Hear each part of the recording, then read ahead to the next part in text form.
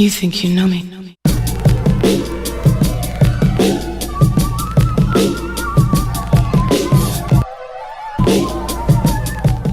Wrestling fans, what's going on, man? It's Black Couch Booking here with a brand new video. If you're new to the channel, please like, comment, subscribe. I promise you will not be disappointed.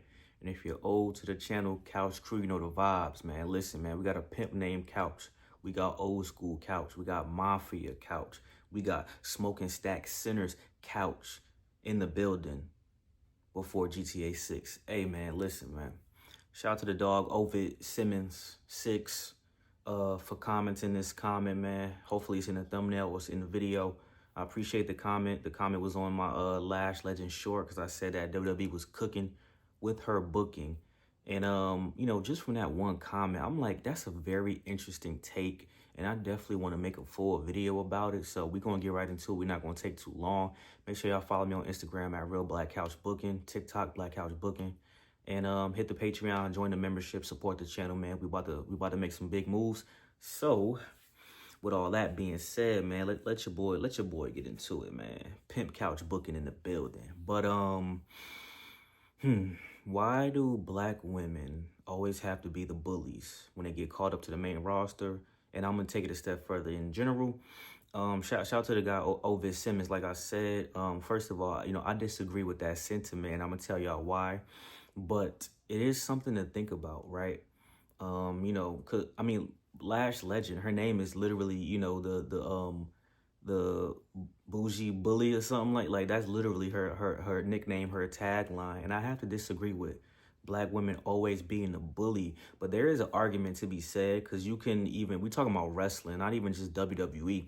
I mean, if you want to consider Mercedes Moné now, you know, as the CEO, if you want to consider her a bully, so to speak, Athena when she turned heel, you could, you know, if you want to consider her a bully, you want to consider Lash Legend, Jade Cargill. I mean, you know, those are all reasonable, but I mean, you could cancel that argument immediately with Bianca Belair, who was a heel in NXT, then started slowly becoming face organically, and then became a face on the main roster. Jade Cargill came to WWE, started off as a face. Now she's a heel. Naomi, for the majority of her career, has been a face and just hit a heel turn. I wouldn't consider her a bully necessarily, so I would have to argue with that sentiment. And if you're going to go that route, I mean, look, let's talk about the white women. I mean, if you want to go that route, why the white women, especially the blondes, always got to play the mean girl archetype?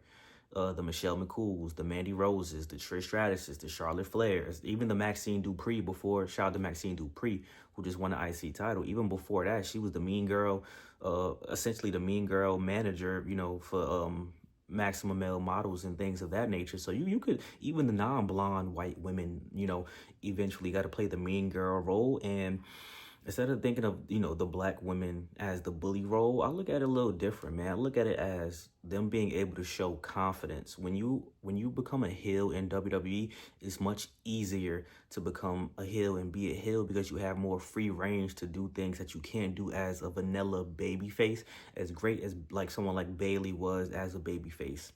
You know, with the hugger, stuff like that, it would never last long, and she would never be able to show her real promo chops, character work chops, because as a babyface, it's but so much character work you can really do as a babyface, in my opinion. You either got to be the underdog, or you got to be the super babyface that's unstoppable, or you got to be the babyface that's trying to make somebody else be a babyface, but they're heel right now. It's just the same recycled things where I feel like heels have more free range where they're going against the authority.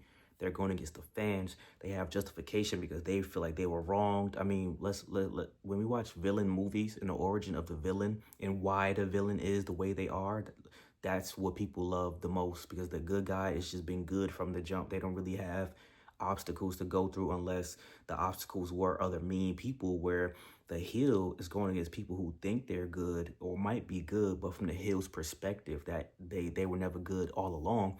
And I think that Lash Legend is doing a fantastic job. She's a big woman. She played in the WNBA, if I'm not mistaken. She's a big woman. Her coming as a super vanilla babyface doesn't work. The reason why it works for Bianca Belair, because they center her character around being the EST, the best, the fastest, the roughest, the toughest, the meanest. She went to Tennessee. She ran track. She dealt with personal issues in her life that got her to the point where she is now. So she that Bianca Belair might be one of the greatest black women baby faces of all time. You know, Naomi started off with Cameron and they were doing the dancing thing and blah blah blah, and then she became Glow, and that was cool. But let's be honest, man. You look at Naomi's career. I mean, even for the short period of time, the heel work is the best work I've seen. I mean, you look at Jade Cargill. When Jade Cargill's at her best, she's a heel. In AEW, Jade Cargill put on a master class as a heel. I have to say that in my opinion. They booked her perfect to a T. She had the baddie section. She was just squashing people, running through people, and even her entrances were extravagant as a heel. And, you know, I think Jade Cargill did a fantastic job as a heel. And let's not act like Lash Legend wasn't already of the bougie bully in NXT. Her and Jakara Jackson metaphor, they were heels before somewhere it got lost in translation and people started cheering for them and started backing them up and things of that nature. She became more feminine, more sympathetic when she was doing stuff with Trick Williams on screen. But let's not act like she wasn't already a heel.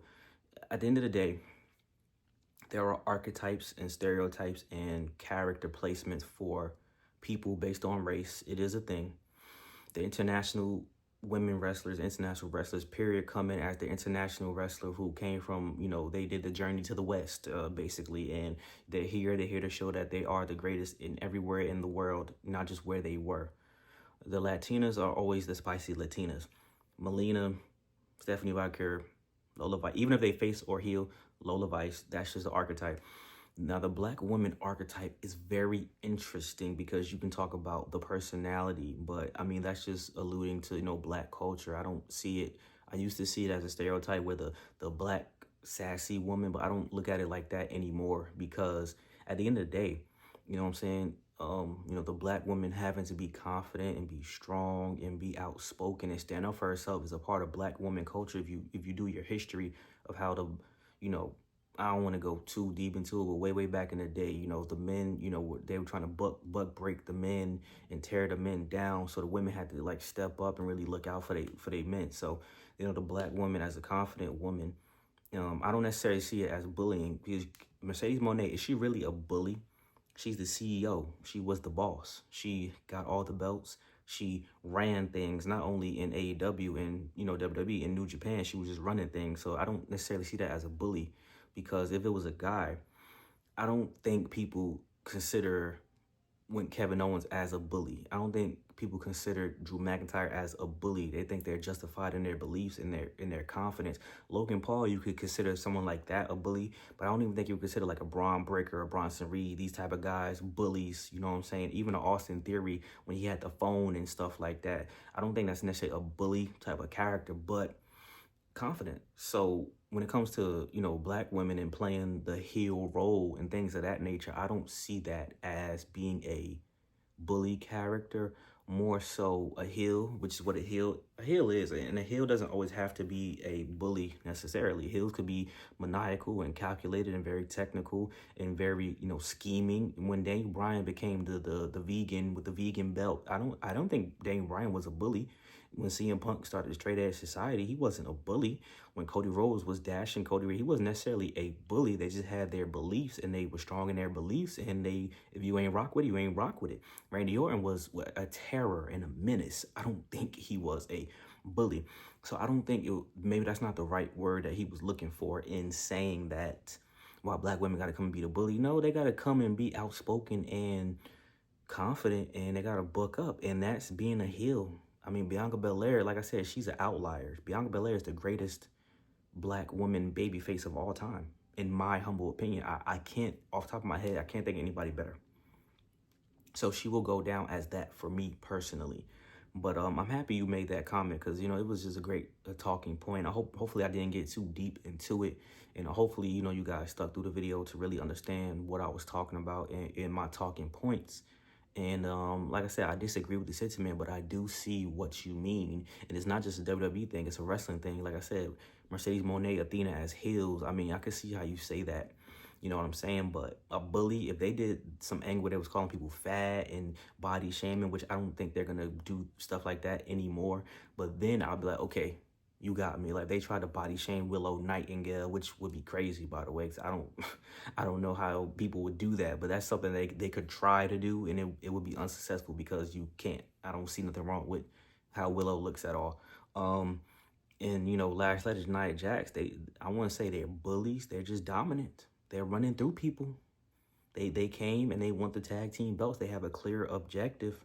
Now, if Lash Legend was going around pushing around Maxine Dupree and giving Ivy Nile a swirly, you know, I'm just being funny, but like something like that, then I like, all right, straight.